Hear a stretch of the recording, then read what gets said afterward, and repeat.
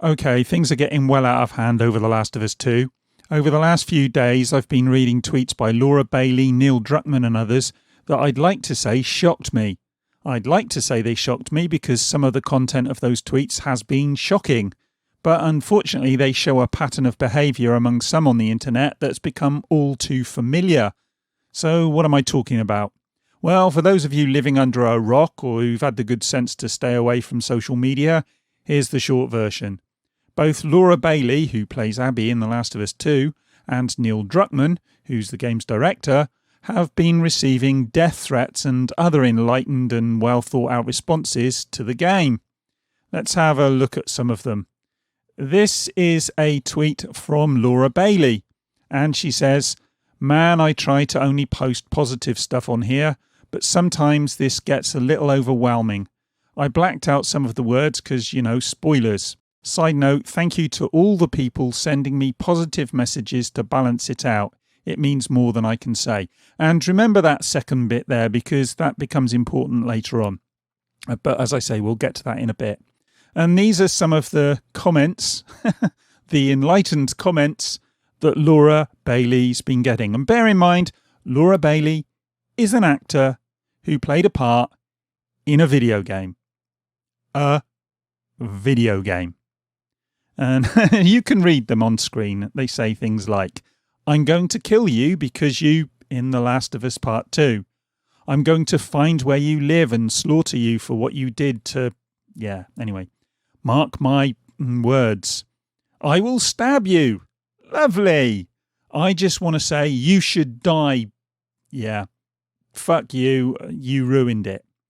I hope your parents die by a hard cancer for killing..." This is a video game, you fucking morons. Seriously. It goes on. "I will find you and I will kill your kid? Your kid? Really? Are you this sick in the head? Your kid? I will find you and kill your kid?" Wow. As I say, this has become an all too familiar pattern. We see it time and time and time again. And the last one, "Fuck you, you dumb Abby bitch, go fuck yourself." Great bit of grammar there, mate. Well said, well written. You should be up for the Nobel Prize for Literature soon, I would imagine. And so, that's what Laura Bailey got. And it didn't stop there, did it? It went on to to Neil Druckmann as well. Surprise, surprise. And here we are. This is Neil Druckmann. "What a stupid rat." I'm not even going to read these. Read them for yourself. You can pause the screen and look at them. This is disgusting. And I cannot believe that people would actually think that they could get away with putting this stuff up there. What did they think people are going to think of them? When you put something up like this, what do you think people are going to think of you? Do you think you're going to get a lot of support? Maybe amongst other fuckwits you might. But most of us, and again, remember this, most of us who play video games, most of us who are gamers, don't support this shit. How clear can I be about that? We don't support this. This is not right. This is not acceptable. Doesn't matter what the game is. Doesn't matter whether you like the game, whether you dislike the game. This doesn't stand. It's not acceptable. And if you think it is, seriously, you've got a problem. You've got a major problem. And it's not with the game. It's not with Neil Druckmann. It's with yourself. And you need to seek help. You are fucked up in the head. Seriously. But anyway, excuse me. Anyway, look, there are some real issues around the game. We all know this if we've been following it. Sony's behaviour and Naughty Dog's behaviour has been a bit off in places. We've all heard about crunch and the way in which the Sony have tried to use copyright to shut up dissenting voices, and not all of those dissenting voices have gone down this disgusting route. Some of them have actually just been talking about the game, and some of them were talking about the leaks, and Sony tried to shut them down. And that's not acceptable. But it doesn't mean that this kind of thing should happen. Neil Druckmann and Laura Bailey are creatives, and they're doing a job. They're trying to do the best job they can. And if anyone thinks that Neil Druckmann was trying to make a bad game, they're living in a weird fantasy world. He wanted to produce the best game possible. And as I said before, we can criticize him for working practices at Naughty Dog and all that kind of stuff. But like the game or loathe the game, you can't say that they weren't trying to do their best work. Of course they were. And they're well paid for doing it. And I'm sure they love their job most of the time, except for when they're getting this crap. They're in extremely privileged positions. But that in no way gives people the right to think they can behave towards them in this way. Yeah, this is an affront to basic human decency. It's nuts, and more than nuts, it's bordering on criminal. It may even be criminal. So you people need to watch out, because you may have the police knocking on your door. And some of this, I hope you do. Honestly, I do. I hope you do. One guy actually did apologise later. He said something like, I got so wrapped up in the game, and it's not an excuse. Laura Bailey, I have to say, gave an extremely gracious and generous response, saying, thank you for apologising. And I'll put that up on screen. You can see that. I'm honestly not sure I would have been so magnanimous or classy, for that matter, given the circumstances, but it was probably the correct response. It was very balanced, and I'm quite impressed with her response to the apology. And as I say, I probably wouldn't have been able to respond in the same way. And I am glad that this particular person had the guts to admit that they were wrong and to apologise as well. But like a lot of people, I do wonder how far gone you have to be capable of sending death threats to an actress in a video game. Even if you do go on to apologise for it later, the very act of doing it in the first place should set alarm bells ringing. We all get consumed by the art that we enjoy. It happens to all of us. We get into a game, we get really wrapped up in it. I've got wrapped up in books and films and all sorts. And even watching a football match, I start shouting and whatnot. It's supposed to be engaging. That's why we watch these things or play video games or read books or whatever it might be. It's supposed to be engaging. We're supposed to have an emotional response.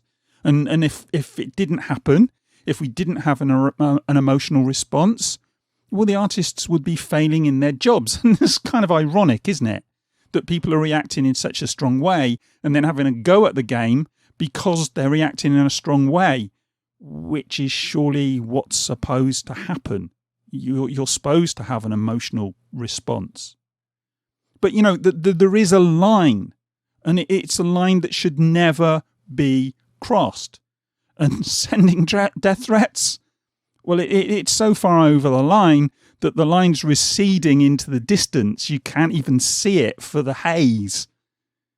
If you even consider sending death threats, you should probably seek some form of counselling. I'm not joking. I mean it. If you consider sending death threats to somebody because they've killed off a character in a book or a video game, or they've done something in a film you don't like, seek help. There's something wrong in your noggin. Seriously. It's beyond the pale. It shouldn't happen. And the person who apologised has since deleted their Twitter account, as far as I can tell.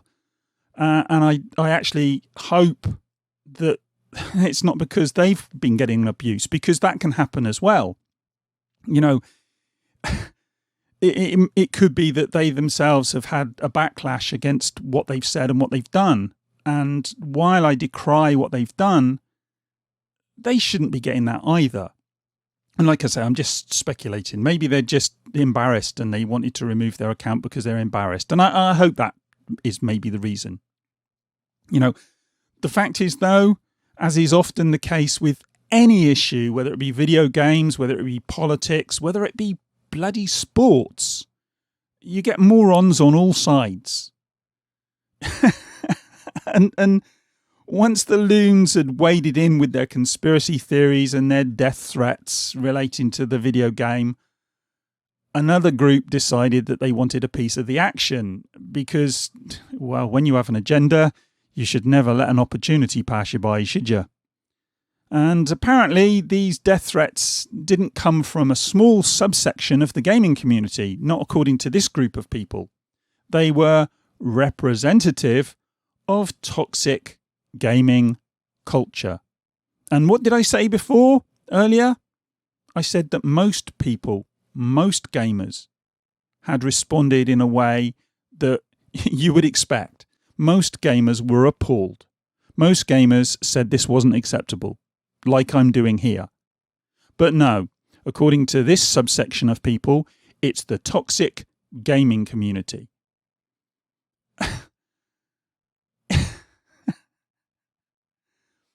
The gaming community en masse, if you look at the tweets and you look at the threads that follow on from them, most of the gaming community was condemning the death threats and the racism and the sexism and all the rest of it that was on show. But that meant nothing. According to one tweet, gamers are a disease. And another one, gamers need to be as oppressed as they think they are, whatever that means. And that reminds me of years ago, I was doing teacher training, and one of the women there said something that I found appalling. She said, "Women have been oppressed for long enough. It's about time young boys learn what it is to be oppressed," or words to that effect. And I honestly, I couldn't believe it. Because as far as I'm concerned, if one person is oppressed, whether they be male, female, gay, straight, trans, black, white, yellow, whatever, if one person's oppressed, then we're all oppressed. Because that's not a society that we should be in. We should be going for a society, we should be aiming for a society that removes oppression from everybody so that we can all be on a level playing field. We can all achieve what we're capable of achieving.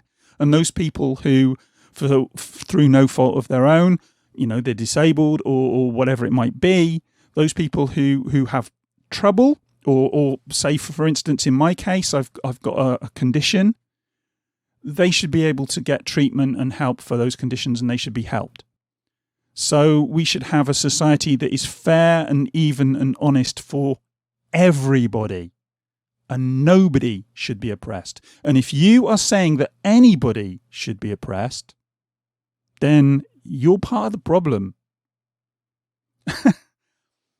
I'm sorry, but that's what I think about this. I don't see how you could argue from a different direction on that point. And, you know, if you do, let me know in the comments and we can get into it.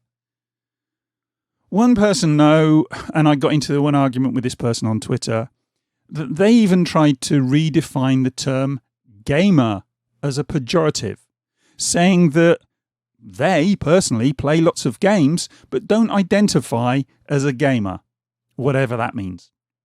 You know, that going back to the books, I mentioned books earlier and films and all the rest of it. Saying you don't identify as a gamer is a bit like saying I read lots of books, but I don't identify as a reader. Well, you read books, so you're a reader, aren't you? You play games, so you're a gamer.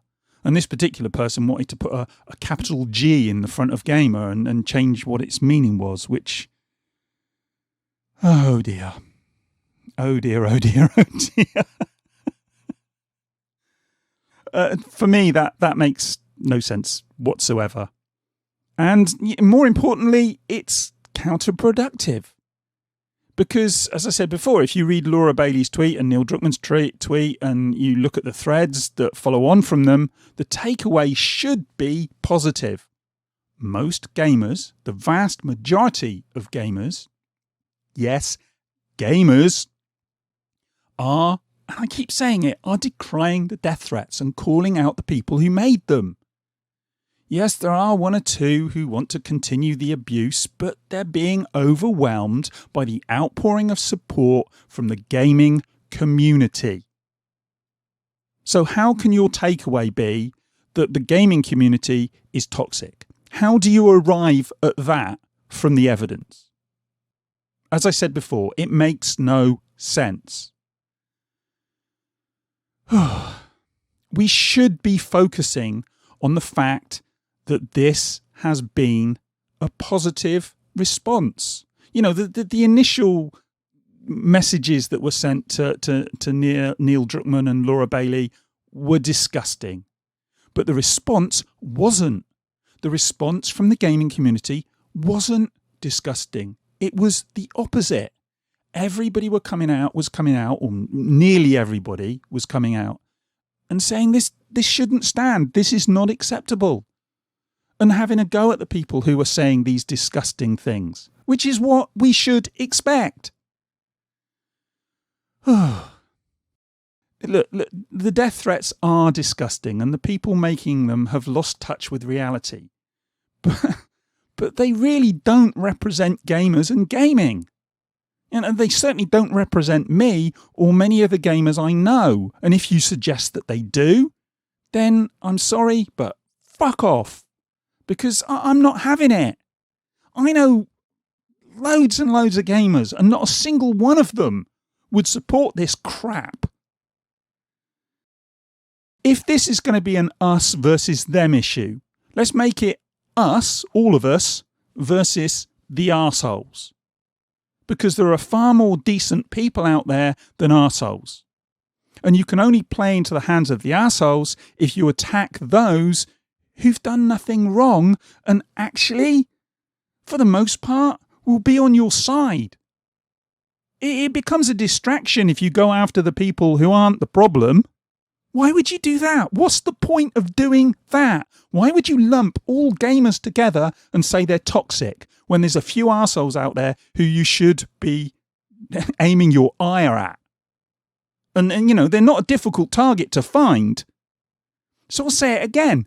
Gamers aren't the problem. The giant virtual megaphone that's the internet is the problem. It gives a voice and a platform to people who would otherwise be sitting in a corner drooling and yelling at their own shadows. Because these are the people who are sending these messages. But here's the other thing about the internet. Not only does it give a voice to those idiots, it gives a voice to me, and it gives a voice to you, and it gives a voice to all the decent people if they want to stand up and say, no, not having this. And that's what happened here. I know I keep saying it. You know, the overwhelming majority of people came out in support of Laura Bailey and Neil Druckmann. And yes, that included many of the people who don't like the game or who have concerns with real issues like Naughty Dog's work practices. Which, let's be honest, is something we should be talking about rather than this crap. Gaming culture isn't toxic. Maybe parts of it are, but parts of every culture is toxic. The fact is, gaming is varied and layered, just as any other community is varied and layered, apart from maybe the hard right, the neo-Nazis and all those. They're not particularly layered. But I think that one's a given. Look, there are toxic views out there, and some gamers espouse those views. But if you think it's just gaming and gamers, well, you need to get out more. Gaming is just part of our society, and it will have people in it who belong to these groups of lunatics and hate mongers who want to put this crap out there.